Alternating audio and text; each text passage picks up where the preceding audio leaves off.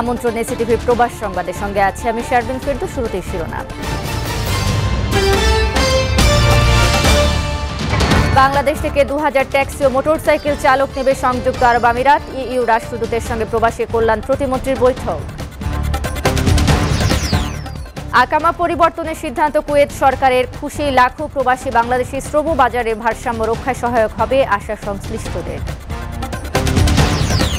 তারেক রহমানকে দেশে ফিরিয়ে আনতে ব্রিটিশ সরকারের সঙ্গে আলোচনা হয়েছে, জানালেন পররাষ্ট্রমন্ত্রী। বাংলাদেশ থেকে ট্রেন যাবে নেপাল, ভুটানে।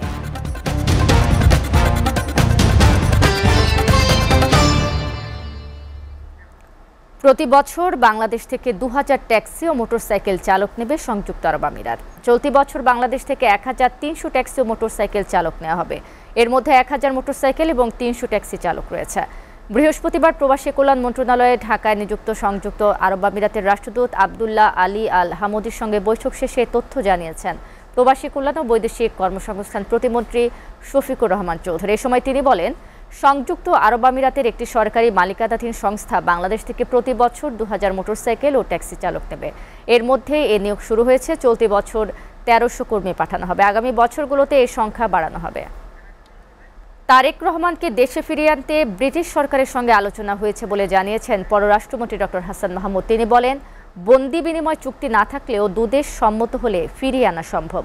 দুপুরে মন্ত্রণালয়ে এক অনুষ্ঠানে সাংবাদিকদের সঙ্গে মত বিনিময়কালে এসব কথা বলেন পররাষ্ট্রমন্ত্রী। বাংলাদেশ থেকে ট্রেন শুধু ভারতে নয়, নেপাল, ভুটানেও যাবে বলে জানান ডক্টর হাসান মাহমুদ। দেখুন এসকে সৌরভের প্রতিবেদন। মন্ত্রণালয়ে দুটি বইয়ের মোড়ক উন্মোচন অনুষ্ঠানে যোগ দেন পররাষ্ট্রমন্ত্রী ডক্টর হাসান মাহমুদ। মোড়ক উন্মোচন শেষে সাংবাদিকদের সাথে মত বিনিময় করেন তিনি। দেশের গণতন্ত্র নিয়ে বিএনপি নেতাদের বক্তব্যের জবাবে পররাষ্ট্রমন্ত্রী বলেন, বিএনপি গণতন্ত্রের কথা বলে, কিন্তু তাদের দলেই গণতন্ত্রের চর্চা নেই। নিজের দলে গণতন্ত্র নাই, নিজের দলটারই জন্ম হচ্ছে অগণতান্ত্রিকভাবে ক্যান্টনমেন্টের মধ্যে, তারা আবার গণতন্ত্রের কথা কি বলে? বাংলাদেশে গণতন্ত্র রক্ষা করেছে আওয়ামী লীগ এবং আওয়ামী লীগ নেত্রী জননেত্রী শেখ হাসিনা। বন্দি বিনিময় চুক্তি ছাড়াও দুই দেশ সম্মত হলে আসামিকে যে দেশে তার দণ্ড হয়েছে সেখানে ফেরত পাঠানো সম্ভব। সে নিয়ে আমরা আলাপ আলোচনা করছি।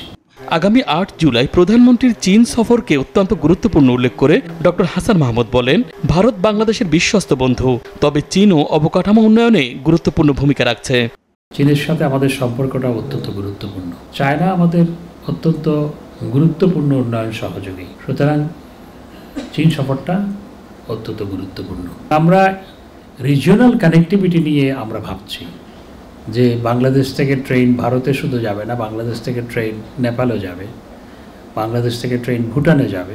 তিস্তা ভারত বাংলাদেশের যৌথ নদী, তবে প্রয়োজন অনুযায়ী ভারত বাংলাদেশকে সহায়তা করলে সেটি ভালো হবে বলে মন্তব্য করেন ডক্টর হাসান মাহমুদ। ভারত আমাদেরকে প্রয়োজন অনুযায়ী সহায়তা করে তাহলে সেটি ভালো।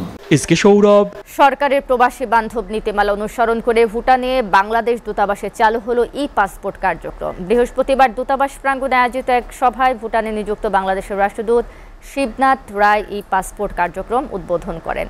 উদ্বোধনকালে রাষ্ট্রদূত বলেন, প্রবাসীদের দোরগোড়া সেবা পৌঁছে দিতে প্রধানমন্ত্রীর অঙ্গীকার বাস্তবায়নে ভুটানে বসবাসকারী প্রবাসী ভাই বোনদের জন্য ই-পাসপোর্ট সেবা চালু করা হলো। আশা করা যাচ্ছে এর ফলে একদিকে যেমন প্রবাসীদের সেবা প্রদান উন্নত এবং সহজতর হবে, এবং অন্যদিকে ই-পাসপোর্ট ব্যবহারের মাধ্যমে সারা বিশ্বে বাংলাদেশের প্রযুক্তিগত সক্ষমতাও প্রকাশ পাবে।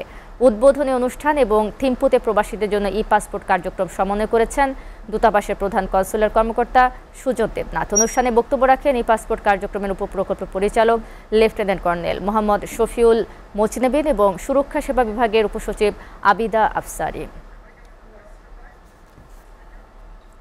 এসএটিভির প্রবাস সংবাদ শেষ করার আগে শিরোনামগুলো জানিয়ে দেব আরও একবার।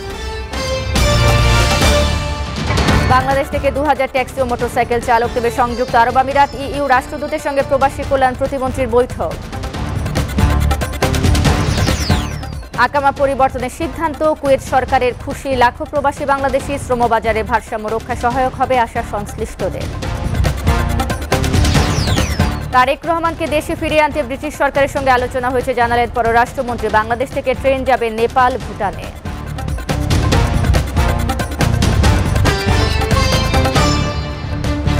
এই ছিল এসএটিভির প্রবাস সংবাদ। এসএটিভির সবশেষ সংবাদ যাতে ভিজিট করুন www.sctv.tv। ধন্যবাদ এতক্ষণ সঙ্গে থাকার জন্য।